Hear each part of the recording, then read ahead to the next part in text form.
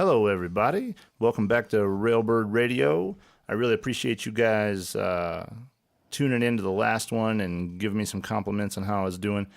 I promise not to talk over my guest as much this time. I was just nervous, I assure you.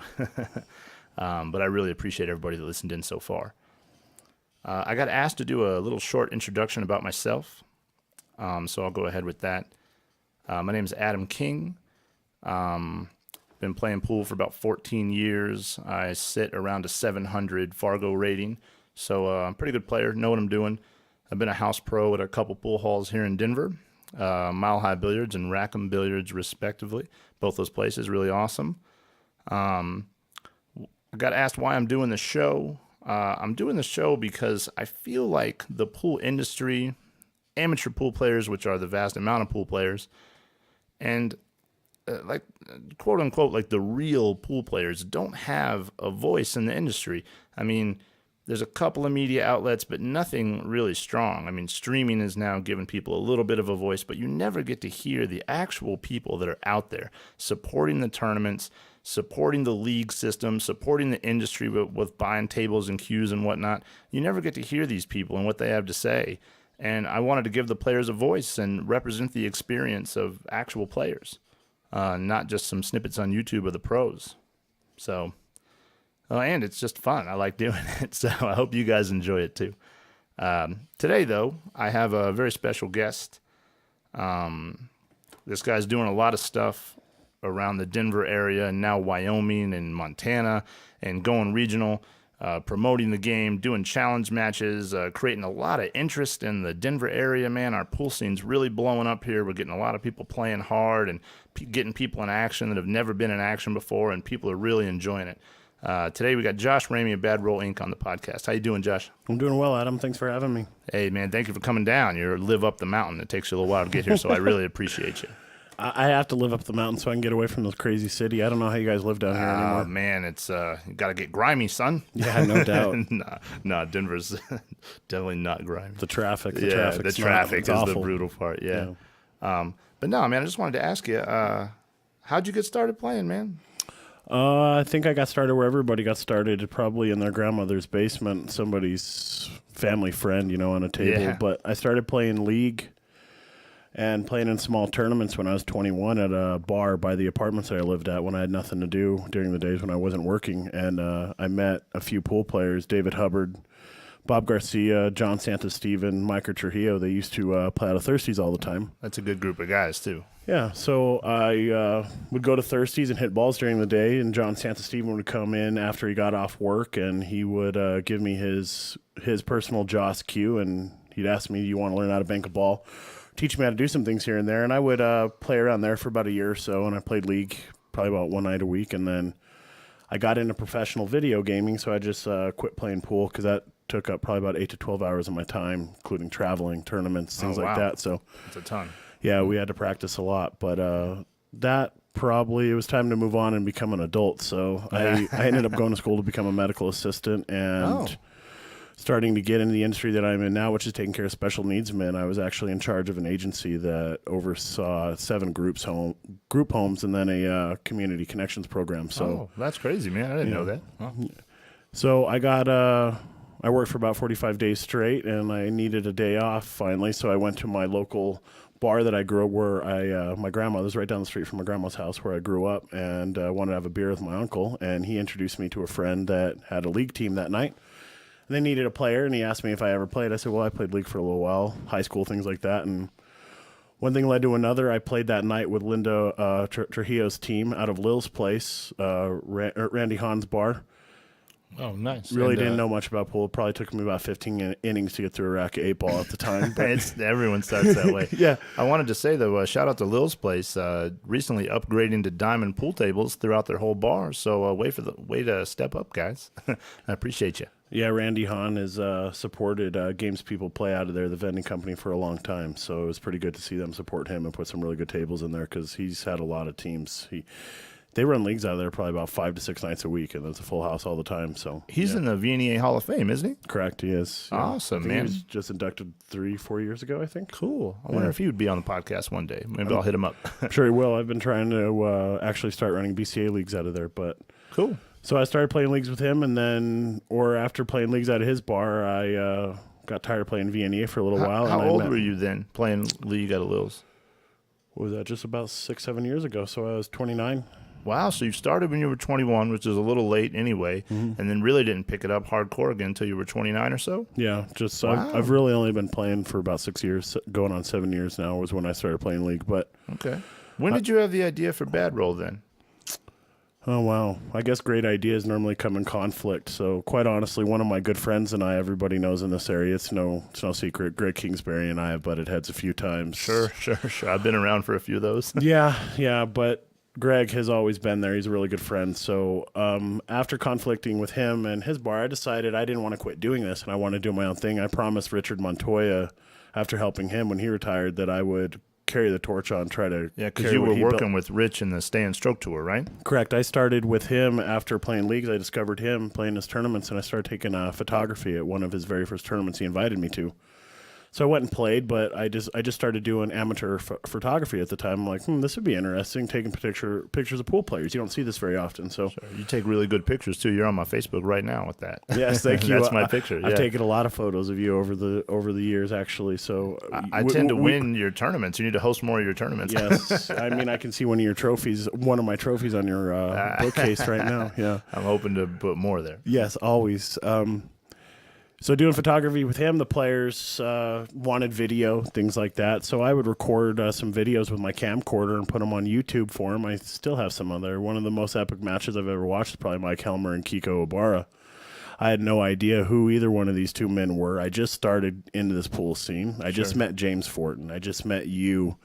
Just met Rich, and so I was just taking pictures of these guys recording. I had no idea, but I just watched Mike Helmer just absolutely run over Kiko like Kiko wasn't there, and it was one of the most amazing things I'd ever seen. Helmer is underrated. He plays fantastic. Yeah, amazing. But at that time, I really had no idea what a good pool player really was because I didn't understand the game really like I do now, so it's a lot easier now. No one understands. No. I mean, if you're even mildly outside the industry, you don't understand what a good player looks like. Not really. I mean, if you're just a leisure player, just bangs balls around, it's really hard for you to understand what a committed, dedicated, passionate pool player is. Which is why you get guys that have played casually for 10 years and still don't play very well. That's You know, right. you don't even know what playing well really looks like at the end of the day. That's right. Yeah. So Bad Roll Inc., I decided I wanted to carry Rich's torch on after he retired, and I wanted to do my own thing. So I was driving home from Denver to Silverthorne one night, and all of a sudden this name just popped in my head, Bad Roll Inc. I'm like, well, that's kind of catchy. Yeah, I like it, man. Yeah, so it kind of stuck to me. I made a Facebook page. I messaged Tim Thompson, somebody who has helped me immensely with my graphics and he's owns the website poolstop10.com and poolroom.com. He does a bunch of things, but he helped me a lot graphically, and I don't know, I just started running events and doing what I was doing and just continuing to grow on Facebook. And at one point photography wasn't enough. Everybody's like, we want video, we want to see video, we when want did you video. start streaming? 2 years ago? 3 years ago? 2 years ago, it was in the middle when I broke my ankle, right? Yeah, I broke my ankle right after the VNEA team tournament 2 years ago in February. How'd you And break your ankle? I was out on the deck playing with my son, and I live in the mountains, obviously, so we were messing around on the ice on the snow. Oh. And I didn't realize it, but the snow just split wide open right underneath my ankle, and my ankle just shot right through about 12 inches down to the deck. Ouch. And just, completely snapped. When they took me to the hospital, they told me they thought they were gonna have to amputate it, but luckily they had an amazing surgeon up there. Good Lord. Yeah, I've got a plate going from the bottom of my ankle all the way up to halfway up my shaft with about 6 to 7 pins in it. But Wow. I walked just fine. I didn't walk for 12 weeks though. Yeah, you know what? I mean, I don't notice anything different about your gait or anything. You're playing well. I mean, that's strong. They thought they were going to have to amputate, Yeah. you're going to be walking around like little Timmy with a crutch and Exactly. Yeah. Damn, that's brutal. Just for messing around with my son on the deck, it's kind of funny how life works that way, right? That's crazy. So while I was sitting there for 12 weeks, I had a lot of time to think and nothing to do. A lot of time. I had a tournament actually planned at Love Shack at that time, and Ross Smith decided to go down there and run it for me. Ross is a really good friend, somebody I've known since the beginning of Ross is a good guy. playing pool. I guess, that's one of the best things about this game, what I've come into, is I can't tell you a friend that I haven't met through this game now. Like, I have one or two friends that I knew through high school and things like that, but my family and all my friends now, like, they play pool. Well, once you get into the subculture of the game, or just the culture of the game, you relate to people. Yeah. It draws in a certain type of character. Well, it's truly amazing how a table and a cue and some object balls can really bring two people together, Sure. just common ground. Like, Well, you're both engaged in something that's very difficult and competitive. Yeah. So you get to see a lot of people's raw emotions that you never get to see in real life. That's very important. That's true in all sport, but in pool, you're indoors, you're a little insulated, and you get to see who people really are. get to see them at their best and at their worst. Yeah, certainly for me, I'm definitely at my worst on a pool table. Yeah.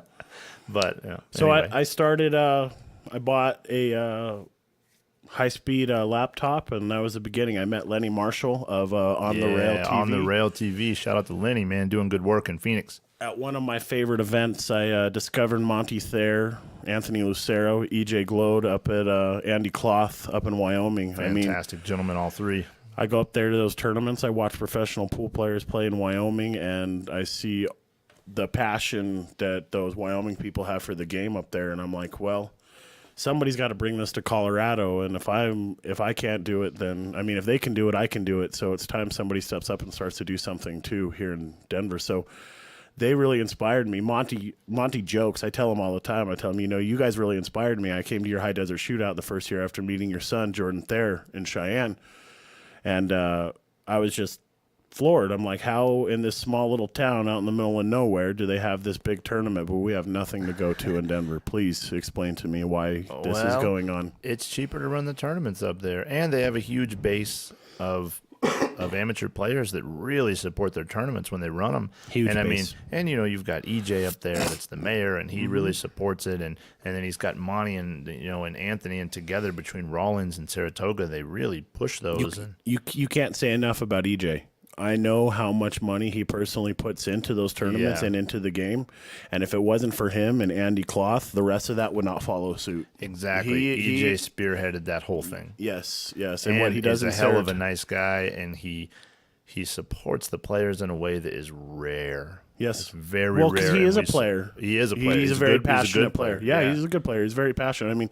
When he's got personal friends like Charlie Williams come up, and you got freaking Rodney Morris coming out and hanging out with him, Corey Deuel, they respect him. So, but he created that from the ground up. He contacted those guys first and said, "Hey, would you please do this?" And now look at it. It's massive. We're running out of room. He's going to have to – EJ, you got to build another convention center, man, a bigger one. Needs to hold 400 tables. This last Wyoming Open was one of the best tournaments I've ever been to. It was really well done. Shane Van Boning was up there. Rodney Morris, Corey Deuel, Mike Massey.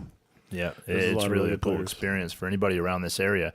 You got to go to the Wyoming Open. Yeah. Absolutely. So that was my start. I was already involved. I started streaming, and streaming has really opened up the door for me to really be able to spread the word of pool, be able to get sponsorships behind me. I've been able to sign and become a dealer with some really good products. Go over your sponsors. Who are they? Chris Renfro of Outsville. I'm a dealer of Great White Chalk, the Accurac system. John Barton and Karen Barton of JB Cases. I design and sell custom cases. Yeah, your cases are badass. People should check that out. How do they find that, John? You can message me on Facebook. Myself is probably the best way to contact me, or on Josh the Bad Ramey Road. on Facebook. Yeah, I'm I have a bunch of followers on there, so they all have been reaching. I think I've sold almost 30 cases in the last every 2.5 time I months. look on your Facebook, you got another picture of somebody with one. Well, the rugged cases are amazing with the lifetime warranty on them. It's the last case you ever really have to buy. And I'm not just like saying that because I sell them, but I also have one. I use the product. And lots of people are using them now. Yeah. Who else? Who else though, man? Andy Cloth. I've been a dealer with Andy Cloth since I yeah. started with them. So, I sell a decent amount of cloth, and I sell all these things with the hopes of just having money to add to my own events. My goal really is to have a yearly $5,000 added 10-ball event here, 16-player, $1,000 entry that Justin Bergman and all the pros are going to want to come and play in, Absolutely. that type of thing. So I've had a hard time finding outside sponsorship in Colorado, which it just baffles me. But on the other hand, it kind of doesn't, because there's not a lot of money put into these businesses from the pool players. There's not. I mean, what value is in it for them if they're not in the industry? That's the key. I always ask the question is, where's the value? Everyone bitches about people not putting money in the game, but they don't ask, like, where's the value for the company? That's right. If you create a product that's valuable, you won't have trouble getting sponsors. No. You have to create an audience. It's like at Mile High Billiards. I can't go down the street to the car dealership and say, I need you to give me $2,000 to add to a tournament. Okay, well, what value are you going to give me for that? Are there going to be any of these pool players that are going to come and buy a car from this car dealership? And I hate to say this, but the chances are probably really, really slim that somebody is even going to stop by that car dealership and look at their products, let alone buy a car from them just because they sponsored that tournament. Absolutely. We used to have a $2,000 added state championship in Albuquerque, New Mexico, and one of the Ford dealerships sponsored that place. And every year they would just go to that guy and be like, "Oh, hey, we need our annual $2,000." And finally, that guy was like, "You don't just come in here and say, hey, give me my check for $2,000 like every year and never talk to me in between. Like, none of you guys are buying cars from me." Like, and that's how the state championship got squashed there, because they weren't showing respect. Yeah. So I mean, that's an issue too. But you're right, car dealerships and things like that. It's a problem. Well, where's the value? Yeah. So I've just taken it upon myself to have my own dealerships with things and become a salesman to try to generate the revenue to do that. Like my live stream, while it's live, is free. You can watch whatever thing is going on for free, but any archived matches, you have to be a paid member. Like, I know you are a paid subscriber to my website and watch the archived matches. And well, I got a bunch of matches myself on there. I study tape of myself, do you have your profit sharing enabled? Do you? I get a message every now and again saying I get kicked down $4 or something. Yeah. So you are getting money put in your PayPal account every month when you do generate revenue? When I do generate revenue. Yeah, absolutely. So that brings me to the topic of why Zach Goldsmith, who I'm working with, that builds my website and supports it along with a lot of other ones. He's the only one in the country that's doing what he's doing, and it's been pretty difficult to get pool players behind it. And I really don't know why, because explain it to people. So for every $10 when somebody subscribes to the archive, 40% of that is set aside for the players.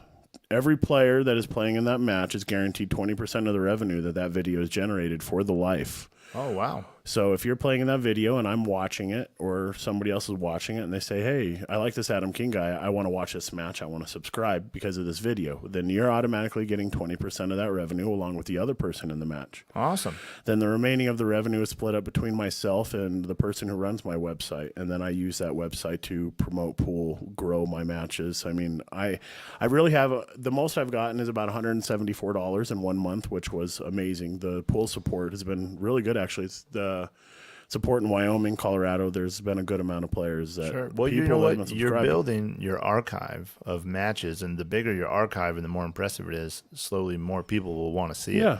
I mean, I know now when I log on, I even look at matches where I'm like, oh, crap, I didn't know that match existed, and that's when you get more people. Like, now when I think about watching pool, I start to think about Bad Roll's website and be like, hey, that's a good place. That's another venue rather than just going onto YouTube and watching matches there, which is what most of us are doing. A lot of people want to go watch the named players that they can go and watch, but I really honestly thoroughly enjoy watching amateur players because there are a lot of really good amateur players like yourself. Yeah. Well, there's a lot of good players. Look at the players in our state, Chris McDaniel, Mark Vidal, Andrew Pettinger. On and on, yeah. Mark Haddad. You can think of so many good players in this state. Yep, Sam Cordova, Tony Piazza, Ruben Silva. Yeah, it goes Frank on and Urbanek. on, man. Yeah. On and on. Yeah. Yeah, Adam Cisneros. All these people be pissed. Why are you outing us? Yeah, exactly. But there's a lot of really Everybody good knows you players guys already. that I like to watch that I think other people enjoy watching, and it's really nice being able to bring their game out to the public. Also, if you're an amateur that's going to compete, it's good to watch your competition. You know, how do they play? What are the things you can do that affect them? If you watch the pros all the time, sure, it's great to learn technique and pattern play and, you know, so on and so forth. But, you know, if you're going to be going to a tournament, you're not going to play those guys most of the time. So study the people you're actually going to play. That's how I look at it, too. Well, that kind of leads me to my idea with challenge matches there for a while. It's kind of, that's probably one of the most things that's probably gotten me more popular over the last year or so. Is I had an idea one day. Is I was doing a qualifier event for the World Pool Series that Darren Appleton's doing in New York. Appleton's event, yeah. Yeah, and he was gracious enough to give me a qualifier spot. And I said, you know what, I can do this. I can get this to happen. I can get these people in Colorado to play big table. For this event, they'd be willing to go. And I just wasn't getting the signups. People weren't wanting to play. So I'm like, I got to do something about this. So I contacted 4 really good players that I know. And I said, I'll give you guys each a spot in the tournament if you guys play on my live stream that I just got going once I get walking again. And you guys can just play. Of course, yourself versus Ryan Henry. And then Justin Reckemeyer versus James Fortin. So I put these 2 matches up on the live stream, and about 8 hours later, I had 400 and some odd comments. And I'm like, whoa, what the heck's going on here? And it was 400 and some odd comments of various pool players throughout the 2 states challenging each other and wanting to play on the live stream, wanting to play a challenge match. I'm like, whoa, what's going on here? What happened? They watched me and Ryan dog our brains out for a while, and they were like, I can definitely beat those 2 guys. Yeah.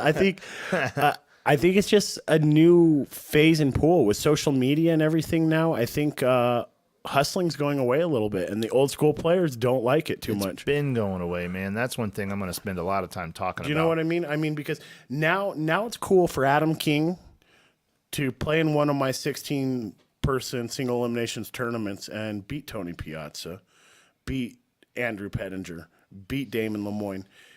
It's cool for people to watch you do that. People want to see you do that now. Before 20, 30 years ago, you didn't do that. You wanted to hide because you'd ruin your action and nobody would want to gamble with you, right? You wouldn't be able to find an easy game. Of course. Yeah.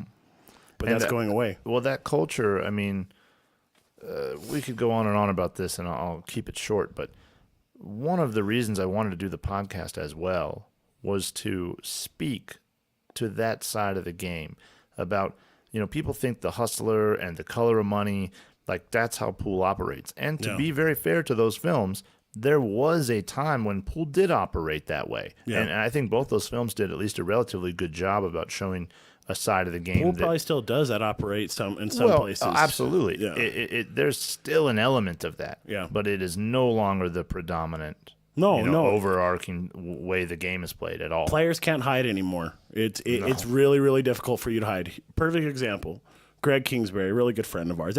Everybody know Greg can play a little bit. Everybody had an idea, right? Yeah. We have a 16-man 8-ball single elimination event, right? He runs a 7-pack on Tony Piazza. You know, who else did he run over that day? Larry Romero. He ran over like 3 of the top Fargo-rated players in the state that day. Exactly. And now I'm at MHB, and he's trying to get action with somebody, and they're like, "No, I hear you play too well. I can't play with you." I'm like, "Well, where'd you see that at?" Your website. They all watched him on the live stream, watched him beat everybody. So he can't get the same action as he could now. He kind of changed things. Trying to get that easy action, Greg. You can't get that cheesy little action no more. No. So that's where I've ended up going to. Anthony Lucero in Wyoming gave me a good idea, and even mentioned to me, it was kind of funny, is it wasn't even my idea to charge a stream fee to do these challenge matches. It was somebody else's idea. He told me, he said, "Why are you doing this for free? Why are you finding these players action? Why are you giving them 3 hours of table time? Why are you reffing the match? Why are you promoting the match? Why are you recording the match? Why are you doing it all for free? Is your time not worth anything?" And I said to myself, well, okay, yeah, maybe it is. But something has to be on the line for the players to actually feel like they're going to play for something. I don't want 2 players to get on the stream and play for free and just... No, that never works. No, nobody's going to want to watch that. They're going to have to play for something. So that's why I put the minimum of $250 a player on there.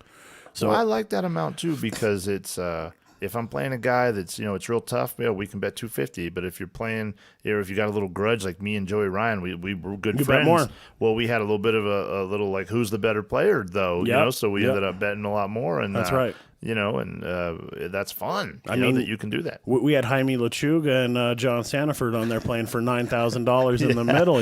Like that's no joke. Everybody's like, was that money really there? I counted the cash. Yeah, it was there. Talk about a grudge match. That was a funny one, man. Yeah, it was. That was. So that's where that ended up going. Anthony Lucero gave me that idea, and that's what I'm doing now. Now we have Border Wars coming up. Yeah, First ever team explain event. Border Wars to the audience, man. Oh man, It's Border Wars. awesome.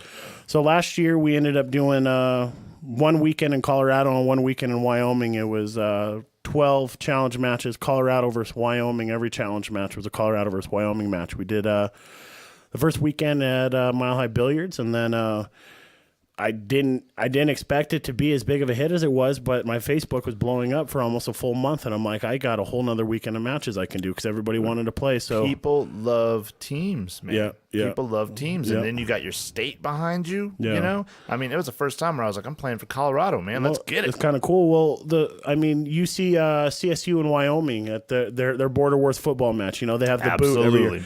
And that's what I grew up watching. My dad and I would go up to Fort Collins and watch the CSU Wyoming matchup every year. So that boot being taken back and forth. So I'm like, man, when I got involved in pool, I'm like, man, I started going to Wyoming playing tournaments, and the rivalry's there. I love my people in Wyoming, and I love my people in Colorado, but that rivalry is real. It's no joke. And if you notice, the Wyoming game is stepping up. Oh, man. yeah. There's so many good players in Wyoming now. This Wyoming team, so that leads me to what we're doing this year. This is going to be the first ever team matchup. It is going to be on a bar box, but they just don't have big tables in Wyoming. It's not fair to put this matchup on a big table. We want to keep it fair, so it's a good match. They literally don't have big tables in They Wyoming. may really have only 5, and they're private tables at somebody's private house. Private they don't tables. have them. Not at all. So what we're going to do is we're going to do Team Colorado versus Team Wyoming, 2 days of a Moscone-style format on the bar box 10 ball. I'm so excited, man. I'm so sad that I'm not on that team, man. I know. I'm pissed. I know. It's I needed to get that's what I wanted to hear right there. I'm pissed. That's what I want to hear, because I need to get the people in Colorado excited to want to play in something like this, because the people in Wyoming I get messages from people in Wyoming wanting to play every day. People, I want in, I want to play, and I got to explain to them, well, you can't just play. The spots are taken. There's only so many spots. That's right. But you know what I was going to say is, and I think a lot of amateurs can relate to this.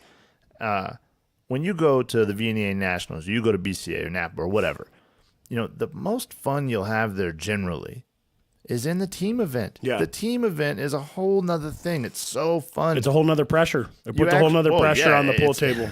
It's a whole nother pressure. That's right. But also, you get to really cheer. Yeah, when you you're support playing your singles, it's just be calm, don't freak out, don't get mad. No emotion. No emotion. Be No emotion. professional. That's and right. the teams, it's like, yeah, boy, way to get it, son. Right. You get to have a way better time. Yeah. So I love it. The camaraderie. So that's gonna be really fun. And the Thursday, I've got 4 challenge match slots, and they're pretty much already full. So we'll have 4 action matches on Thursday, and then I'm going to do a 9-ball tournament on Friday. Tell everybody the dates for that, man. That is going to be June 28th, 29th, and 30th, and July 1st. So the final weekend in June. Final weekend in We'll June. be at Mile High Billiards for 4 days. The 29th and the 1st, June 29th and July 1st is going to be the team competition. So and you'll be streaming that for free? Yes, it will be live for free. Of course, you will have to be a paid member to be able to watch the archived matches, but anything live is going to be free, and there's going to be plenty of seating for anybody to come down and watch live. That's Mile High Billiards, yeah? Yep, Arvada. Yep. My favorite pool hall, Mile High Billiards in Arvada, Colorado. Yes, got to love the diamond tables. The Kingsbury family there really started to swing things in Denver area with their switch to diamond tables. Yeah, they stepped up. The 9-footers are beautiful. They're really tight with extended rails, great one-pocket tables. 12, 13? No, 11? 12 bar boxes. Yeah, 12 bar box. I should know. I worked there. 4 9-foot tables and a snooker table. Yeah. Yeah. Yeah, and the only 12x6 snooker table in the entire state of Colorado. Right. So come on down and see if you can make a ball. They were actually the first BCA house in Colorado, too, and that's what I'm working on turning them into now. By last night, I actually started my first ever Fargo-rated BCA league in Colorado. Up until this point, there have not been any Fargo-rated leagues. Oh, I didn't know that. Yeah, I was there for half a second, but then I bolted out. Yeah. 2 years ago, I started submitting all my pit stop data and all my tournament data to Fargo rate without Colorado players knowing it. They used to say, well, why do I have a Fargo rate? Where did this come from? Well, you didn't know it, but for 2 years, I've been submitting data to getting to this point, trying to get people ready to switch over from the VNEA handicap system to the Fargo rate handicap system. You dropped my Fargo rate a bit, so I was happy about that. Oh, nice. Yeah, I lost a bunch of those I tournaments. dropped yours, raised Joey Ryan's. Yeah, there's been a lot of people going up and they don't notice it, but I really feel for the casual and the leisure players. A fair handicap system is the only way you're going to get them to play, and that's where the mass majority of players, and I hate to say this, but money. People want big tournaments, they want $5,000, $10,000 added to big tournaments and things like that. Well, where does that money come from? And that you got to get viewers, you got to get people interested in the game. Well, one thing I've said for a long time that I don't want to say people don't understand it, because I think, idealistically maybe they do understand it, but no one's doing much about it.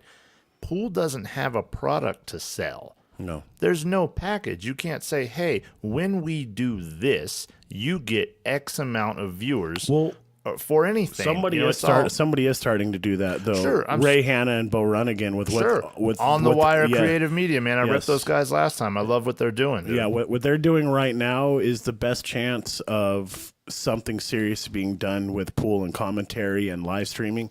Do I necessarily agree with their formatted distributing it by putting on a Facebook Live? No.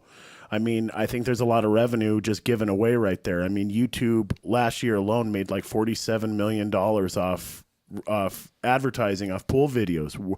Where's that $47 million at? Did any pool players get any of it? Not one bit. Sure. Why would you give that content away for free? Hey, Adam, I mean, you're giving your YouTube podcast away for free, right?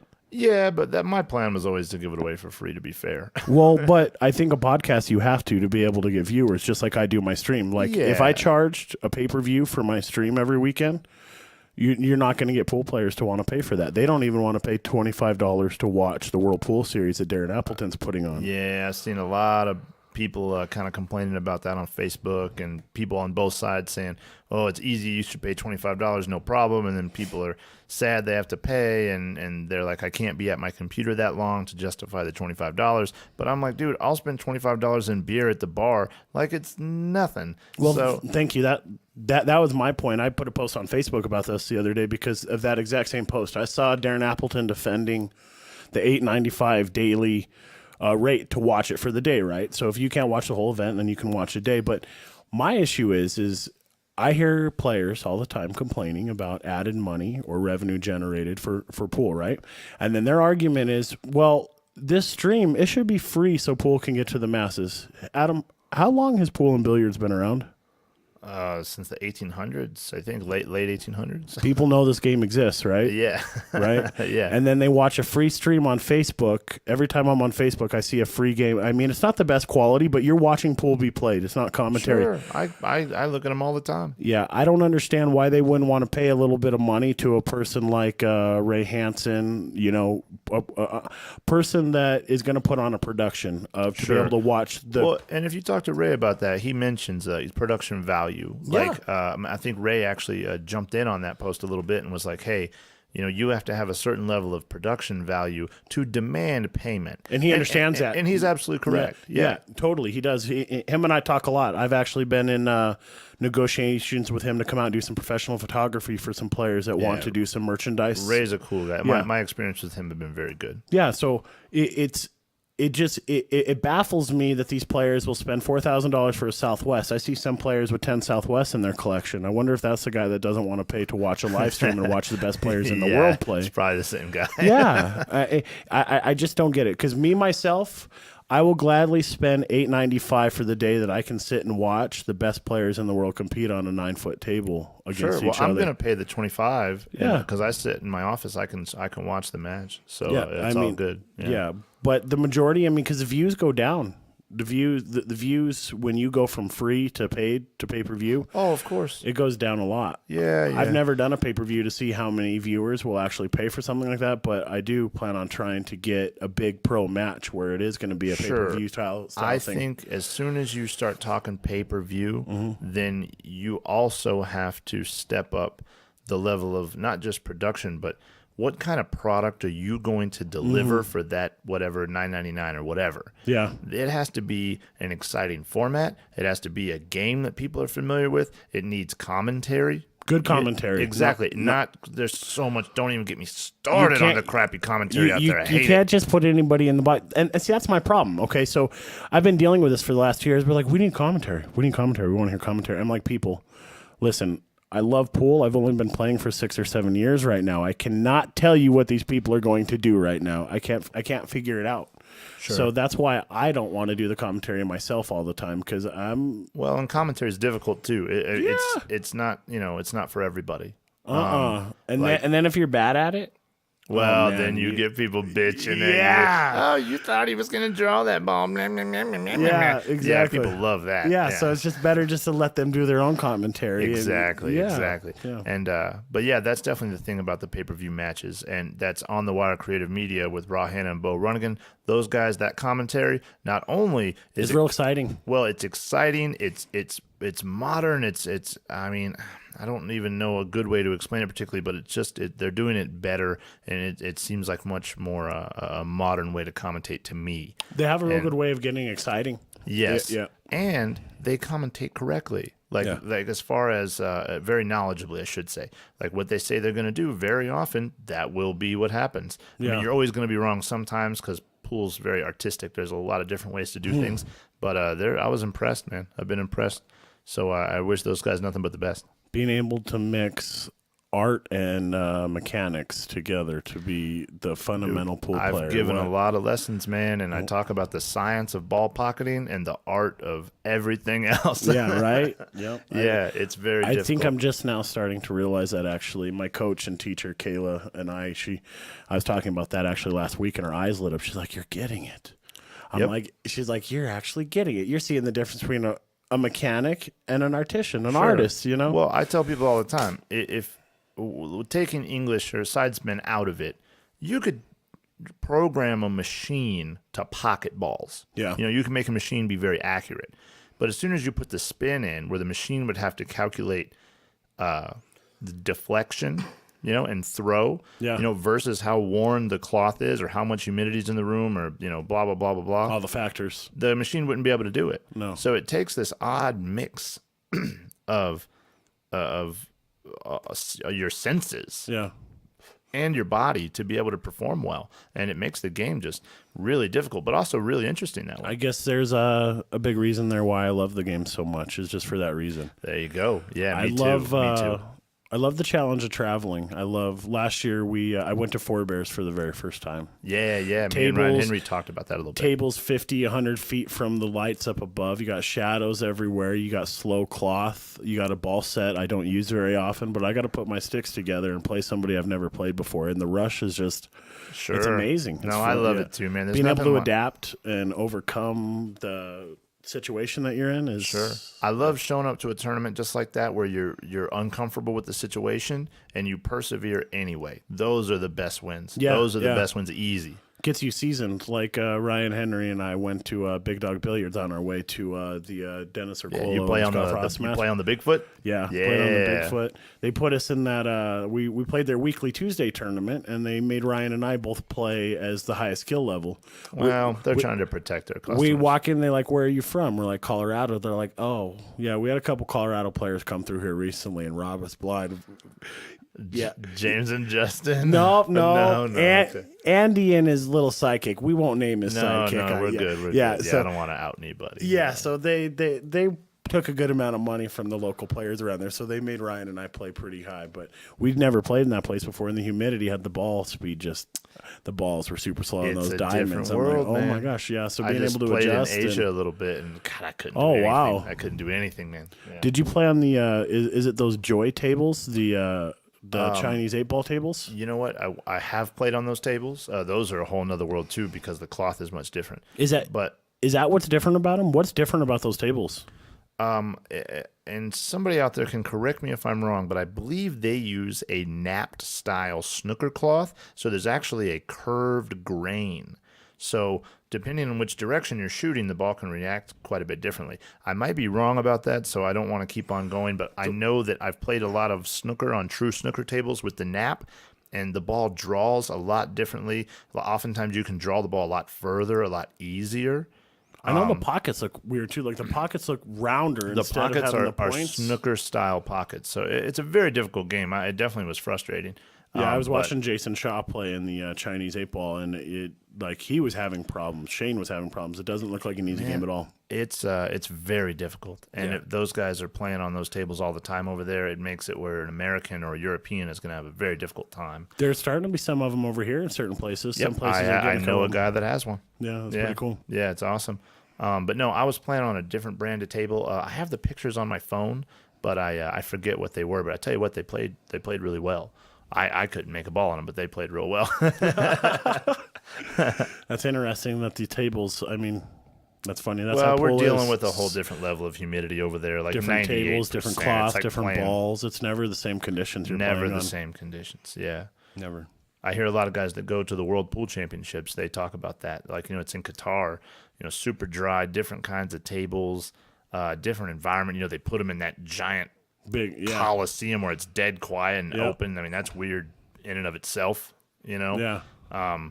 It's everywhere you go. It's all a different. You beast. just got to be able to put your stick together and play. Exactly. And it's cool because after you play on so many different types of equipment and so many different games and all this pressure, you do get to where you can jump on damn near anything and start to run. You can be like, nope, I understand this. I get it. I see how the ball's coming off. I see how the balls are reacting off one another, with what kind of cue ball you have or Especially whatever. with solid fundamentals. Well, that's the if key. you're You've got to have fundamentally solid sound. fundamentals so you can work from there. Yeah, Yeah. if you're fundamentally sound, then you can be artistic after that. Yeah. I mean, you hope you can. Right? Or try to be. You can try to be Try to artistic. I'm still trying. I can play okay from time to time. You've been playing a lot better, man. By the way, shout out to Kayla Huddleston for really giving you some fantastic instruction and working with you, and kudos to you for doing the hard work. You 2 or 3 years ago, man, you weren't very good at all, and now you can run out, baby. You're tough to beat. Yeah, it definitely doesn't come easy, but I was getting to the point where I wasn't able to advance my game on my own to learn. You hit that plateau, and I'm like, this isn't working. Greg Kingsbury worked with me a lot. I'd taken a couple lessons with you, but besides that, I was self-taught, watching a YouTube video, watching people around me, things like that. So I won a BC tournament up in Rollins, Wyoming 2 years ago. Oh, yeah, I fresh remember off that. of breaking my ankle. It was kind of funny. I didn't play pool for almost 15 weeks. I put my sticks together, and the very first 2 racks I put together, I ran out. And I'm like, wow. So I went to Rollins, I won, and he's like, well, you got to move up. We're moving you up to an A, and you got to start playing with yourself, Ryan Henry, Ricardo Martinez, all the big boys in Wyoming. I'm like, yeah, I don't want to lose all the time. Time to do work. And she'd reach out to me a couple times. She's like, when are you going to come hit some balls with me on the big table? And I barely even knew who she was because, like I said, I'm so fresh into this pool scene. Sure. I'd met her a couple times. I met her through James Beckemeyer, and I was in Rollins, and I was sitting next to Justin Reckemeyer, and I just love Justin Reckemeyer's game, more his heart than his game. But his game's amazing. But got a good stroke, too. yeah, but his heart to win is just amazing. But I said, where did you learn how to play pool at, dude? He's like, Kayla. I said, Kayla? He's like, yeah, I had a job down there with her and her husband down when they had the Colorado Q Club, and they taught me a lot. So, The Colorado Q Club, man, sorely missed here in Colorado. Sorely missed. That pool hall was awesome. I played there every day. You know what's funny is my wife and my first date was at that pool hall, and I had no idea what that pool hall ever was. Really? I lived in this area my whole life. I'd driven by it a couple times, and I had no idea what it was, but I met my wife. We went to dinner in the area, and she's like, is there anywhere else where we can go? And I'm like, man, I haven't played pool in a long time. Let's go to the pool hall. So I went over there, and I didn't know anybody, but we played pool, and then I met Kayla and everybody in the pool scene probably just shortly about a year after that, and I'm like, wow, that was your pool hall. It's kind of funny. Oh man, yeah. and that pool hall was so fun too. I still hear about it. People got their shirts dude, like that crowd in there. It was like a young, fresh crowd, and people were playing all the time. There was action. There was tournaments. There was huge leagues. A late night drinking crowd. It got kind of rowdy, but in like a fun way, not in a fighty way. It's just funny how fun, man. how her pool halls just left a lasting impression on people. Like people still miss the pool. It was great. It was everything you want in a pool hall, in my opinion. I think it's probably the personality behind who ran it, because she's a pretty amazing person. Kayla's awesome. She's taught me a lot about pool that I didn't even realize. She's opened my eyes to the game. What have been some of the most impressive things that she's taught you? Oh, I mean, mannerisms of people, how to watch people at the table. I mean, and how to conduct yourself at the side of the table. If you watch her, she's like a statue. She's always standing. She's at the table. Her presence is felt while her opponent's at the table. Her opponent knows that she's there waiting to get to the table and play. And mum pool. She talks about it all the time. Yeah. Say nothing. Say nothing. And she's real good at it. She doesn't show a lot of emotion when she's playing. And I wasn't that way when I first started. Every miss or mistake, I would get upset or frustrated. Now I know. Oh, yeah, I'm terrible. Yeah. No, you're not as terrible as you think you are, but especially when you're in the zone and playing really well, you're quiet. You don't even show yourself. I appreciate you saying that. You're welcome. I guarantee you I'm freaking out inside. Yeah, I think we all are. She started to show me patterns that I never really realized. It's amazing. We spent 8 hours. This woman set a ball up for me for 8 hours straight, showing me 8 hours. 8 hours. 4 hours on a big table and 4 hours on a bar box, actually showing me what would happen when I cut a ball in the corner pocket and use the top two corner rails to come back to the center of the table over and over and over again. And once she taught me that pattern, I started to really develop and be able to run more racks, because I could get positioned to a lot more balls with that. So just pattern play. There's so much she's taught me, actually. Taught you how to work too. You've told me before, like really put in the work it takes. Especially put it work in every shot, because when we practice on a big table, and she just crushes me. Just crushes me. I tell her all the time, it's probably the main reason why I have a big table at my house now. I am destined and bound. I am determined to beat this woman at big table 9-ball. You don't understand. Shout out to Anytime Billiards, Ryan Henry. He just put that big table in your house yesterday, didn't he? Today. Woo. Nice. I got it set up. I played 4 games on it, and I came down here to do this with you. Oh, nice, man. Talk about a guy who's not living it. Right? So, yeah. But I think it's amazing, the people that you meet along the way of this game. I think that's what makes it what it is. I've met so many people, and I've taken a little bit from this person, a little bit from this person. I even watch you steal something from your game, the way you will swoop down into your shot. Every shot, there's so many things you can learn from different people. Yeah, just right down in onto the table. Yeah, I do. I actually have a very deliberate setup. Yep, very much so. What was I going to say? You just said something. Oh, man, I'm going to lose it. I don't want to lose it. It was something we were talking about, learning the game. Where are we at? What are we talking about? How you pick something up from every different player? Yeah, there you go. Perfect. That was exactly what I was thinking of. Mitch Ellerman, great player down in Phoenix, man. A lot of people know Mitch is fantastic. Shout out to Mitch. Hell of a nice guy and a fantastic talent. He told me that a long time ago, man, 12 years ago now, when I was living in Phoenix. He was like, man, what you do is you look at everybody's game and you try out everything from everybody, and the pieces that fit, you keep those pieces and you discard the rest. And it's a very simplistic approach, but man, it works. No, it does. Yeah. I mean, it's almost like a trial and error type thing. Like 2 weeks ago in the Wyoming Open, Saratoga, the Nubbins, Andy and I, Andrew, I mean, I call him that, but everyone knows him as ATM in this town. I call him Andy. Yeah, I call him Andy. I really like Andy. He says, Joshua, I think you need to change your grip.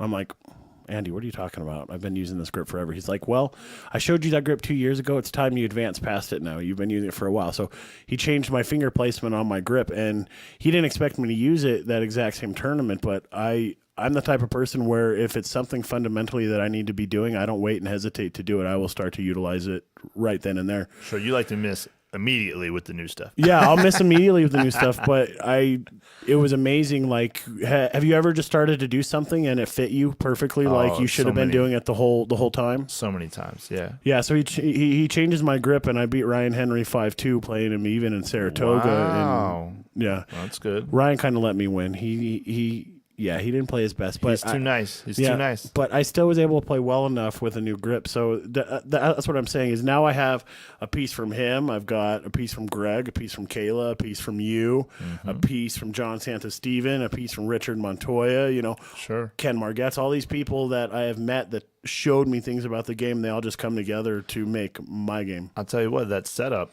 the way I set up on the ball, you can actually thank Bob Baget, a Bristol Bob of running the table? Yeah. Running the table, the book fame. And he showed me that setup, man, when he used to live here. Me and him talked the game for hours and hours and hours. Is that the same one that was Kid Delicious road partner? Yeah, Kid Delicious road partner. Well, that's funny. Bristol See, Bob, man. I have that audiobook. That's my favorite book to listen to when I'm on the road going to a road trip. It's a great book. And, man, Bob was Delicious. always real cool with me and really understands a lot about the game, man. He really, really broke down my fundamentals and my break and showed me all kinds of different stuff. So I really appreciate that. I still use it to this day. That's cool. Yeah, man. I heard that guy's not even playing pool anymore. I think he, from what that book says, is he plays and then doesn't play and then play and then doesn't play. Well, I mean, I talked to him only a few years ago, and he moved back to Connecticut, and just no more playing anymore. He's an artist. He does his art is amazing. Well, it's kind of funny. He discovered that just in that book. It talks about that how he just discovered he started to paint one day just to release some tension and release some stress. Sure, he was going through some issues. Yeah, and he discovered he was a really good artist. That's kind of funny. Yeah, and he really, man, he painted a picture of Efren Reyes and then one of Allison Fisher, and they're hanging in Saratoga and Duke's Bar. Those are those. I've seen those pictures. Those are his paintings? Those are Bob's paintings, man. Oh, I didn't know that. Those are really they good. are really good, and I can only imagine that he's progressed now and gotten better. They are really good. Yeah, I mean, like professional. They're fantastic. Yeah, they are really good. That's so funny. I don't know. I wish him the best. Hope he's doing well. Yeah. But so what are you doing next, man? What's Bad Roll doing? Let's see. This weekend, I'm leaving Friday morning to go to Lander, Wyoming for the Shoshone Rose casino tournament up there. The people in Wyoming, like I said, support me really well. Let's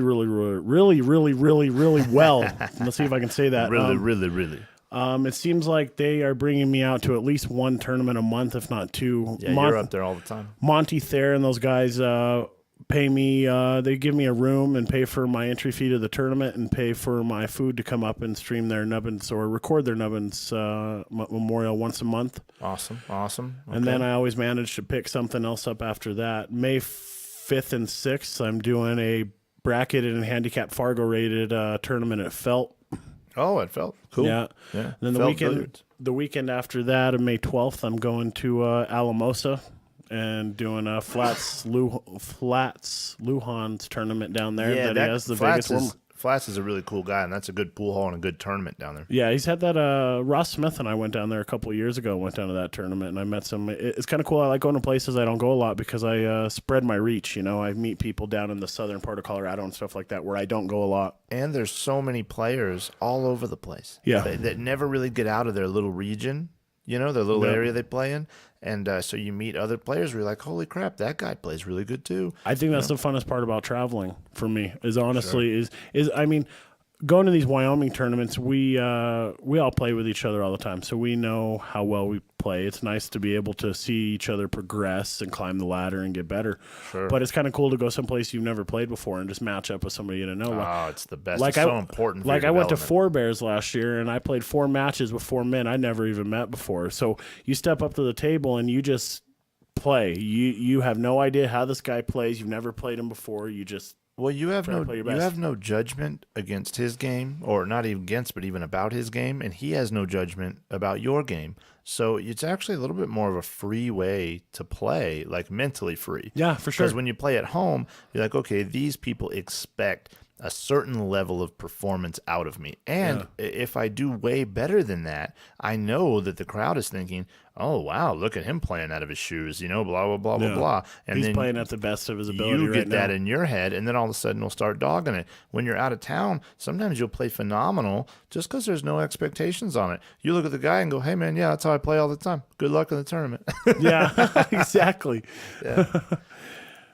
So no, man, going out there is so important. I tell guys all the time that play in town, they play 7 days a week in town and grind and grind and grind. They don't ever go to any of the tournaments. Yeah. I'm like, what are you doing? No. What are you doing? Hell, go up there just to gamble with these guys, if anything. Yeah. But don't just sit around and complain. Pool's different to some people. Some people they don't want to take the chance at failure.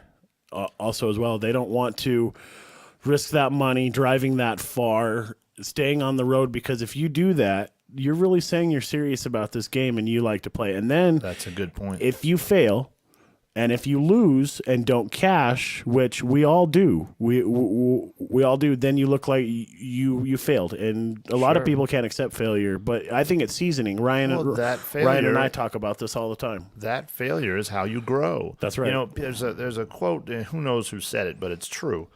You know, you learn much more from your failures than you do your successes. Yeah.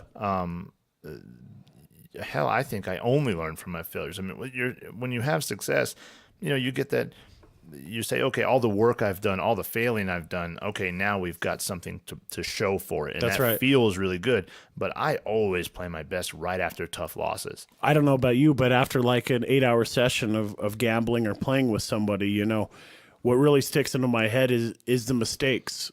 Everybody, yeah. You know what I'm saying? I can almost forget the good outs.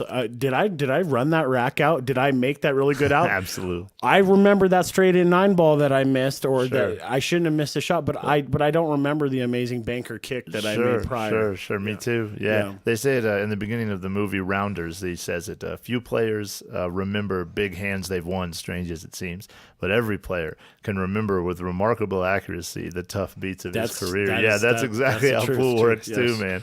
It's kind of funny because I have multiple situations in my life. I'll walk up to a shot these days and I'll be like, I think of a certain person like that either taught me that shot, or I was getting ready to break and run my first rack against Randy Hahn at Lil's place. I was playing league with him, and I was simple cut, ball right in the side. But if you don't draw it back to the head rail, you're going to scratch in the corner pocket, right? Sure. Well, I hit it like a C player, and I made the 8 ball and scratched. Yeah. Well, every time I shoot this shot, I'm like, well, you're not gonna scratch on this ball ever again, because I can remember that specific game and that specific shot. Well, have you ever had this experience where you play a match or a tournament and you win, but then when you think back, you're like, oh, I just made this mistake and I made that mistake and made this mistake, and people are like, you won. Yeah. You won. And you're like, yeah, I won, but I got all this stuff to work on. Oh, yeah. I have that problem all the time still. That's what keeps me playing, man. I still play 4 times, 5 times a week, and it's just for that, because there's still stuff that just haunts me. Yeah. Well, it's because we can never perfect it, no matter how what. No. Yeah. And I like working on the game. My hobby is almost working on the game. You get the people that just have the God-given talent to pick up a stick and play, and then you have those of us, like myself, that has to work. I think most to get people better. have to work. You get a freak every now and again. Yeah. Every now and again you get a freak, but they're so rare. They're so rare. Well, most look at these people young are kids now. Terrible. You want to see young kids that can just play and pick up the game, just go to MHB. Look at Travis. Travis just... Well, yeah, Travis is somebody I was thinking of, actually. He was... Man, he hasn't been playing long at all, and you would never know. No, and then I got this kid that I met on Facebook, James Salazar, who's playing in my league now. Kid just loves to play, right? Yep. He just gambles with me and plays even with me now out of nowhere, and the kid's only been playing for a year. I know. I watched him hit the balls the other day at Mile High, and I was like, this guy actually can play a little bit. Yeah. And he just started. That's that's hardcore. His eye for the table already. I mean, there's some fundamental things, of course, that can be fixed real easy, but once you fix those, he's to be fair though, I was that way. Terrence Stewart. It took me only about a year to get pretty good. Terran's going to come back from Lindenwood and scare all you guys. Well, he already last time he was in town. Last time he was in town. You know what? Lindenwood Billiards, I believe they're having a match on Facebook Live as we speak. Mark Wilson? Yeah, Mark Wilson. Always. I shouted out him last time. Mark Wilson, he's going to be on the podcast next month. I'm driving out to St. Louis. Oh, that's going to be awesome. Yeah, man, I'm super excited to talk to him and see their facility. And, I think what they're doing is fantastic. I talked to him about a year and a half ago or so. I arranged with him to be able to get a Colorado juniors team together to go out and scrimmage against his team, but it's so difficult to get juniors active in pool in this state. It's weird. We've had at times a really good juniors presence, and then, for whatever reason, and who knows, it just all of a sudden it'll just slack off. Steph Casey and Michael Kroll are running the Pulling Around Juniors program around Metro Denver right now. The young lady Campbell, what's her name? Plays real well. Amanda Campbell. Amanda Dave Campbell's daughter. She is very talented, playing very well young lady out of Denver. What about that little kid, Jen, playing out of Felt, the little 8-year-old? Oh, well, his father, man, wow. They're Talk both about super a passionate guy about pool. Yeah, he's supports supporting him his kid. 1,000%. Jen just went to the Super Billiard Expo, I know. man. I was living vicariously through him at the Super Billiard Expo. Yeah. And everyone was asking, like, you going to go out to the Super Billiards? I was like, no, man, I don't fly across the country if I don't have to. Yeah, you know, right, but exactly. I wish I could go, but actually I've got too many. It is too on my many bucket tournaments. list, so we'll have to go one year. No, we'll just, I have dude, to go. We'll yeah. just plan next year. We'll just go. Yeah, I It's need one to go. I've never played in, and I know I could do well, so Yeah. I might as well go. It'd be fun to go check out. Yeah. Yeah. So that's on the list. I want to go to Turning Stone too. Same There's thing. a lot I want to go to. Yeah, I know. So many tournaments. I want to go to Derby just to see it. I would on my bucket list is to be set up in that stream room with those other guys streaming the action in Derby for 1 year. That'd be awesome. I would. I'd prefer you doing the streaming there, Josh. Yes. for sure. Yes. But man, Derby, it is shocking to me that I've never been. It is shocking. You've never been there? I've never. It's shocking to me. man. I've never been. Never but been you know either. what? They do it right after Christmas. That's an awful time. It is an awful time. I can't even believe they get that many players. But that's like the action mecca of the world once a year. For sure, but yeah, so Christmas drains every dollar I have, Yeah. and then I got to go spend $2,500 to go to Derby, and because if I'm going to go, I'm going to play all the events, I'm going to gamble, I'm going to go nuts. So I need at least 25. I mean, 25 is the At least, bare right? minimum I could do it with, and I just don't have it then. Yeah. It's crazy. It's understandable. So, but man, we got a plan. That's one that's like 100%. You just went to the U.S. Open. Was it last year or the year before that? No, 2015. It's been a while, man. Yeah, been a Are little you while. are you gonna play my big table qualifier for the? Oh, absolutely. You international. I would that, actually like Pat's to in? be at the World Pool Series right now. That would have been the plan, but it just a little too soon. Yeah. I actually He kind of announced that a little bit earlier than I think what people expected. yeah. What Darren did out of You nowhere. mean later or earlier? Or no, well, no. I mean, he didn't give. What was it? He announced it just about a month and a half ago. yeah, that this would be notice. the Yeah, first stop, right? He didn't give a lot of notice for it. He didn't give a lot of notice, and that's one that I probably would have went to 100% if I would have had some more notice. But you know what? I've already got a bunch of tournaments on my schedule with my job and everything. I travel a lot for work. Yeah. I mean, my schedule is packed. It's everything I can do to get these podcasts done, and this is most important to me right now. So I want to get That's it cool. going. That's Yeah. understandable because it's going to help what both of us are trying to do in the state, in this town it's for just- pool. I think. I think it's important for pool to have a voice. Yeah. And if I can be that voice, hey, fantastic, man. I Well, hope 'cause- people enjoy it. I mean, there's a lot of stories and a lot of pool players in this town that weren't able to tell their story over the years. So you know? many. Honestly, like the hardest part of this is I hear names and about players that I never even knew about in this town. You know, deciding who to have on next, man. There's so many good players Yeah. with stories, and people that have done a lot.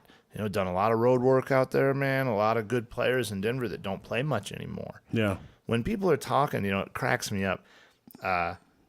Because I feel like I have a really good line on who the best players are. And, on Facebook, everyone's always like, oh, this guy's the best, this guy's the best. I'm like, you have no idea what you're talking about. There's 10 guys that play better than him or whatever. Yeah. Yeah. But well, they don't play. They're not but active. That gets us to the point of Fargo rate in a way. I know a lot of really good players don't like it. A lot of good players do like it. If But you don't mind, Josh, explain that Fargo rate system to the audience because you understand that better than I do. well, I mean, it's almost like a what's the rating system on chess called? CLS, whatever that is. It's Talking to the wrong guy. it's a statistical equation is what Fargo rate is. You start out at a starter rank, and you have 20 or 200 games to get established. Once you become established, then your most current games carry more weight than your oldest games in the Fargo rate system. Oh, I didn't know that. So here's a perfect example. Yourself, I know you're like a 700 something, right? Or right around there, yeah. there. You have like 800 to 1,000 games, or your robustness is 800 to 1,000, which means you have 800 to 1,000 games in the system played. So that's what the robust score is. Correct. A number of games you've played. That's how many games over a certain number overall. of time. No, just overall. Oh, just The overall. life of Okay, your rating total, overall. total. Okay. Okay. Now what's going to happen there is your most recent 400 games are going to carry more weight than your first 400 games because you have gotten better over time. Okay, you hope. You hope. Well, maybe you've gotten better. Maybe you've aged. Something's happened in your life, and you've gotten worse. You see what I'm saying? So basically, your current games, how you're playing currently, have carry more weight. Carry That's more. right. That makes sense. And it also doesn't discriminate againt gender. It doesn't care whether you're a man or you're a woman. It shouldn't, You are a pool player. You are a number, and that is all that you are. So, Perfect. So it allows a lower rated player to match up with a higher rated player. Like you and I, we would probably have a race to 7. You would have to go to 7, and I would have to go to 4, something like that for it to be fair. But the nice thing about it is you can rank yourself next to the best players in the world, to the players around you, see where you rank. Because in my opinion, the modern system of what they use in this state, which is what I started using, was VNEA. You have 5 letters. You have a C, you have a B, you have an A, you have a double A, you have a triple A. That's not enough. How can you rate a pool player off 5 ratings? You can't. It's not possible. It's not possible. It's not possible. It's not vague enough. It's not big enough. It's just No, it's too vague. Well, too vague. Yeah. It's there needs to be a wider spectrum of what a pool player is ranked. Sure. Like, Well, the difference you have between Shane Van Boning at an 820, and you're at a 700. You know what I'm saying? Sure. But if you played VNA, you'd both be triple A's. Yeah, which is ridiculous. You know what I'm saying? yeah. Yeah, And like- I've played at VNA Masters, many times. Yeah. And you run into guys where you're like, okay, why are you in this division? And then you run into, professionals. So pool players tell me all the time, hey, we want to spread pool to the masses. We want everybody to play this game. But you got to pay me. You got to play me for $50, and I'm going to run over you and make you think I don't play very well. I'm not giving you a spot. You got to play me even. If you want to learn how to play this game, you got to play me even. No, that's not my school of pool. That's not where I grow. That's not what I've gotten used to. That's an old style. Well, it is. Yeah. Oh, I would call it antiquated. It's an antiquated style. We've paid our dues. So you're telling me since you sat in a room and gambled with somebody for 8 hours when you had no chance of winning, that's your way of learning. Well, you know what? I'm going to go spend 8 hours running drills with myself and reading a book or being educated by somebody teaching me. Sure. And I don't want to give for all the people that will hear that and be like, oh, that's exactly how you should learn. There's definitely value in matching up tough when you know you're an underdog and battling. And there's another story when people are just robbing you blind. Exactly. And that's what I mean. And I'm not trying to tell the person that, like perfect example, James, the kid that I've been playing, he's been playing for a year. He'll match up and gamble with me. I probably shoot a little bit better than him, but he likes the challenge. And he has a chance at beating me. But if he matched up even with Greg Kingsbury, it'd be robbery. Yeah, and I think they have.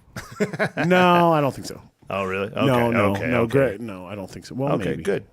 Who knows? It doesn't matter anyway. But you know what? James is always asking for action on Facebook, and he loves to test himself. And, and I tell you what, a guy that's out there testing himself all the time, it won't take long. No, it won't take long. You'll be barking at your door. He'll be a total pain in the ass in a year. How do you get the players that want to just come out and have a beer and play league and still grow this game, but just participate, but not be amazing and travel to all the tournaments? Ask the APA. They're doing it. I don't know how they're masters. doing it. I have no idea how they've got all these people that can't play, and they encourage them to not get better. But their system is. It's fantastic. Let's be honest. The APA system is fantastic. Yeah, for the amateur player, for the leisure player that wants to play and have fun. It is. My only beef with them is that they punish you for getting better. Yeah, they punish you for getting better, and why is that? Because if you get better, then you have to be kicked off the team, go and start your own team, and that team's got to find another lower-ranked player, and it spreads pool. So as a business plan, it's fantastic. They're the most profitable league. They're the biggest league because they're the only league that has any grand number of people that don't play at all. Yeah. All these other leagues, you got to play some. You gotta know a little bit about what you're doing. Yeah. Oh yeah, you'll just get smashed all the time. Exactly. Now some people jump into a BCA or VNEA league, they get beat up on a little while, it makes them angry. They practice, they get better, and then you got a pretty good player on your hands after a while. Exactly. The APA, they're fine if you want to come in just like a bowling league. You want to have some beers, play around a little bit, not take the game seriously at all. You're not going to put your cue together until next league night. Fantastic. So they created a place for those players. Well, that's good though, because that is, I would have to say there are more of those players than more serious. Without any doubt whatsoever. Yeah. And occasionally, the real serious competitive players. Well, occasionally you get a person in that environment that says, hey, man, I really enjoy this. How do you get better at this? That's right. Now, eventually they're going to have to leave the APA because the APA is going to punish them for getting better. Yeah. But at least the APA introduced them to the game. Or not push them competitive-wise that they want to be there anymore. They want to push themselves a little bit harder. And I've run into those people too where they go, you know what? I've played APA for 2 years. I'm kind of beating up on everybody. Like, I want to get out. It's time to step up. And I'm like, hey, man, jump over to the BCA. That'll be a whole different test. Yeah, exactly. And that's what's nice with the Fargo rate system, like I said, is it really levels the playing field. I've ran some tournaments, and I've had players be established from Texas and California, and they come and play players here with the exact same rating, and it's going hill. Because I know that's been a worry with that Fargo rate system is everybody's worried about the parity and people coming from other states and things like that, and the Fargo rate being the same from one state to the other. And so far, it's been really, really, really, really good. It's been I've had no problems with it at all. You needed a national system. You do. I mean, and a heavy dose of professionalism, like actually something that's keeping track of people in an unbiased way. And everyone bitches. Oh, I have bitched. I've been in Fargo rates where I'm playing Fargo rate matches, that is, where I'm going to 8 and the other guy's going to 3. Yeah. And he's a first-time player, so he's not ranked yet, and he's a really good player, and so I just get smashed. Yeah. And that happens. It does. But it's more and more rare as time goes on. Exactly, because the more and more data that gets put in the system, the better and better it's going to be. And that's why I waited for 2 years to be entering tournament data before I even started to run any tournaments that was using the Fargo rate, because it's been around for a little while. Yeah. And I've known about it. I've been submitting my data, but I just haven't ran a tournament or leagues based on it now because I wanted to get as much data in there as possible. But I'm still running across players every tournament, lots of players that aren't established, but sure. I know them now, and I have the ability now to actually give them a starter rating in the system, so I don't have to rely on BCA to do it. I can give them a known starter rating where I feel like they belong, and then they can establish themselves. What is the guy's name at Fargo Billiards? Really good player that helped create these. The house pro at Fargo Billiards. Mike Page? No. Oh man, Rory Hendrickson. Rory, yep, exactly. I haven't talked to him in several years. Barbox specialist, that man. Well, he's a fantastic player and a real nice guy. I believe, didn't he have something to do with creating that Fargo system? I think he did. I'm not sure how much he did, but I know a lot of them at Fargo Billiards. Mike Page, Rory Hendrickson, sure. and the other ones. I Mike talked Page to some of the employees there in BCA, and they were telling me like, "Oh yeah, we've been using it in Fargo forever now, and it's fantastic after a while. Like it's the best system." And Arizona, they were the really whole state excited. of Arizona now, like. It's kind of funny. I had a guy in my league tell me, he's like, well, I'm from Arizona, and I was rated this, or this. He's like, everywhere I went, I was rated something different. I'm like, well, that's kind of how it is. It sucks, dude. Well, he said, well, now they're all using Fargo rate, so everywhere I go, everybody's Fargo rated, and I don't have a Fargo rate. So I said, well, that's perfect. That's the whole idea of you playing in this league. Absolutely. Well, I lived in Phoenix when they had a little council that would rate everybody. And that actually worked pretty well. The tournaments would get 30, 40 players because the handicap guys felt like they at least had a shot. That's right. Because it worked much better. And the council met every so often. I don't remember quite the sequence, but most people, 85 to 90% of people at least were rated correctly. I thought it was very good. Yeah, Wyoming does that. Wyoming, they have a panel and they meet once a year and they vote. I think they do.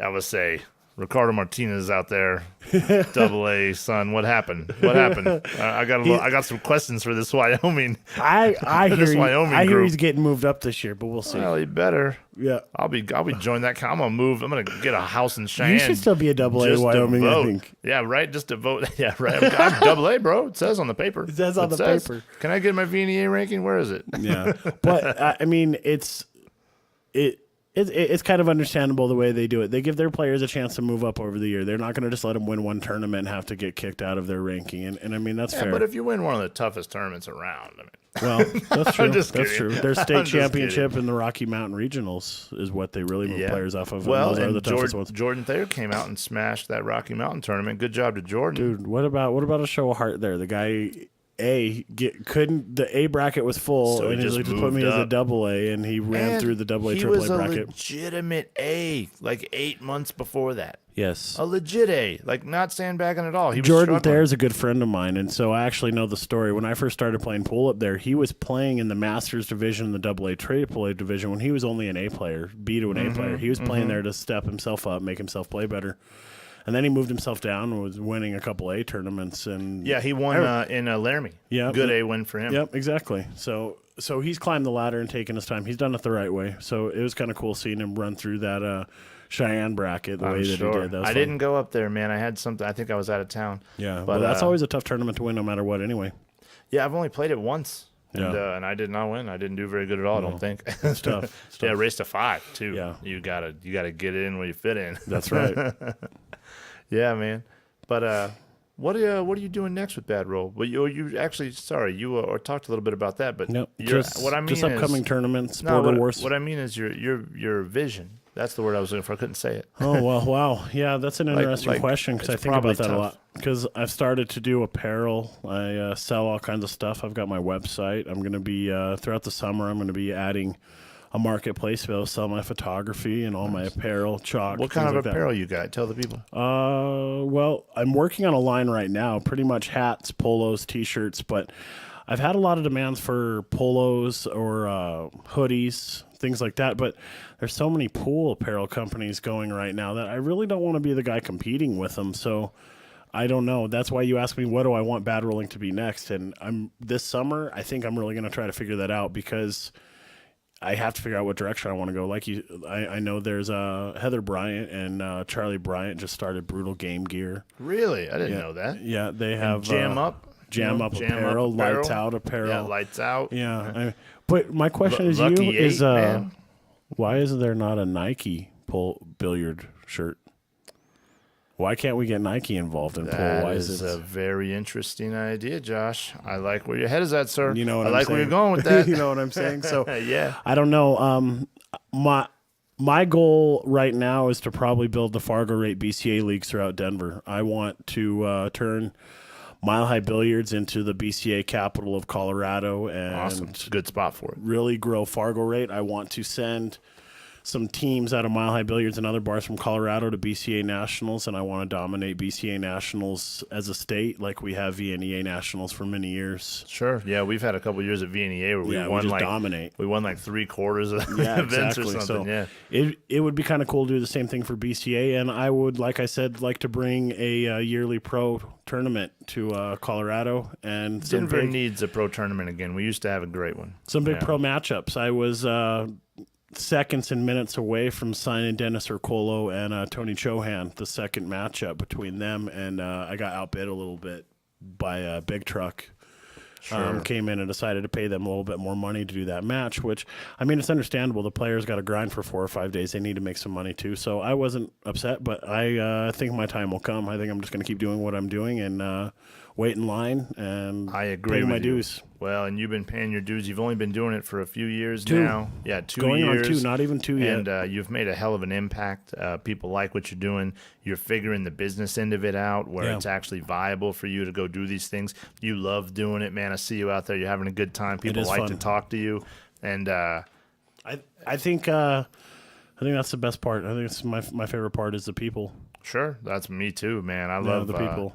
It kind of freaks me out actually when a lot of the players go to all these events and then they don't talk to anybody. They don't hang out. And I'm like, Yeah. why are you even, what are you doing it? Like, I mean, the tournament's fun and, you want to win the money or whatever. Sure, I get it. But, man, there's a whole nother piece of this you're missing, The camaraderie and competition amongst your peers It's the best. It is the best. It's the best. It is the best. Yeah. Because you're cheering them on, you're wanting them to win, but then once you and your friend are called on the same table together, you're no longer cheering for your friend anymore. Nope. You know what I'm saying? So that competing with each other, next to each other, it's second to none. It's fun. You got to make the deal, man. How many times have you come up, you draw your friend. Yeah. And then, you shake their hand. You're like, all right, It's on. It's on now. We got to go. It's just now starting to happen to me over the last 6 months, actually, because this whole time over the last 2-3 years, Ryan Henry and I traveled together. Ryan's my road dog. Not only my road dog, but he was also the first company to actually sponsor and add money to my events throughout Colorado. Ryan probably over the time of working Ryan has had probably about $3,000 to $4,000 to various events throughout Denver. Ryan helps everybody Yep. out. He's probably one of the best table mechanics in this region, too. I don't just say that because he's a good friend of mine, but he's a player, and he's a very picky player. So if he likes to play on perfect equipment, so that's the way he sets tables up. He does some of the best work around. No, he does, and he's a good friend of ours, and a good friend of pool in this entire region. He sponsors everything. That guy. I didn't even know the guy, really honestly. I saw him hanging around Mile High Billiards a lot, and I'm like, huh. Well, he runs his billiard store. It's You were his like, services. that's a very handsome man. I should talk to him. I thought, I wonder if he'd like to add some money to a event that I have coming up. So, like I do, because a lot of the things that I have, opportunities that I have, I've had a couple opportunities land in my lap where I couldn't pass them up. But a lot of the things I've gone after, I message people that are having tournaments. Hey, if you thought about streaming your event, let's work a deal out. Let's get something going on. It's not them really coming after me all the time. So you are very good about going after the community and being fair with them, and you've gotten a response because of it. Yeah.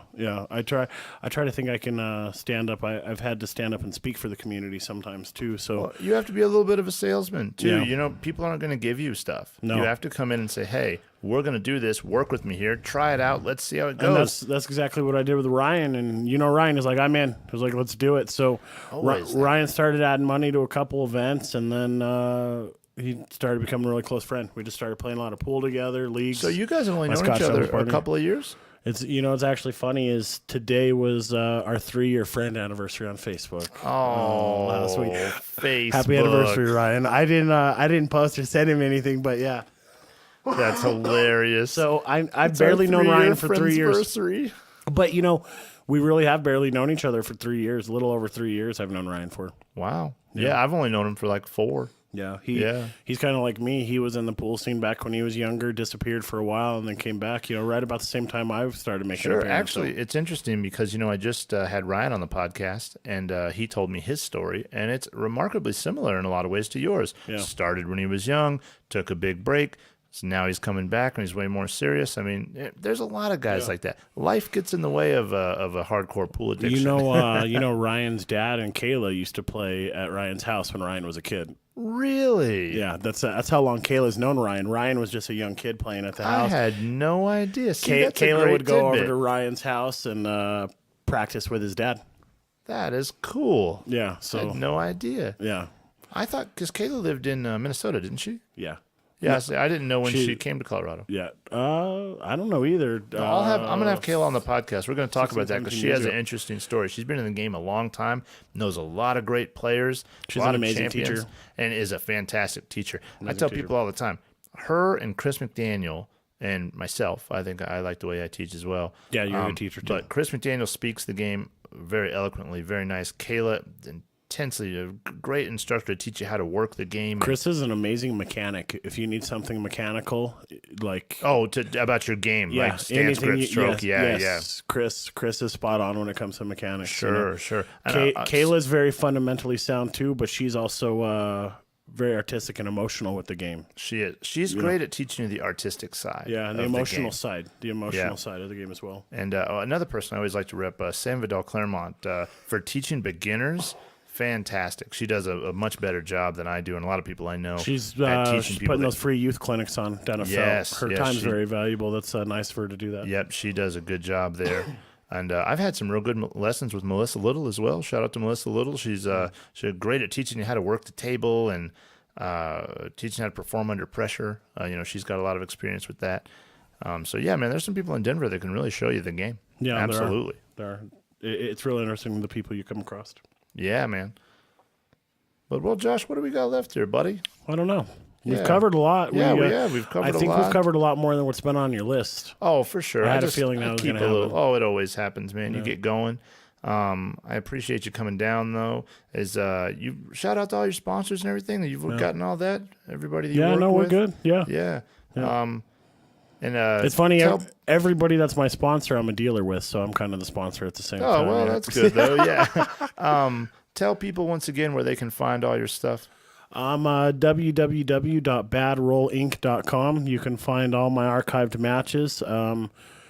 You will find a simulcast on Facebook at Bad Roll Inc. on Facebook, or follow me, Joshua Ramey. You won't get the best audio, and you won't get the best video on Facebook, but there's a simulcast on there. If you want the best audio and you want the best video, you need to create an account and log in and view at badrollinc.com. Now, you don't have to be a paid subscriber to view. Everybody thinks, oh, well, I don't want to pay for an account. You don't have to pay for an account unless you want to watch archived matches. You only have to pay for an account for the archived matches. But when there are action and the Facebook the stream is live, then it will be on there, and it's free for anybody.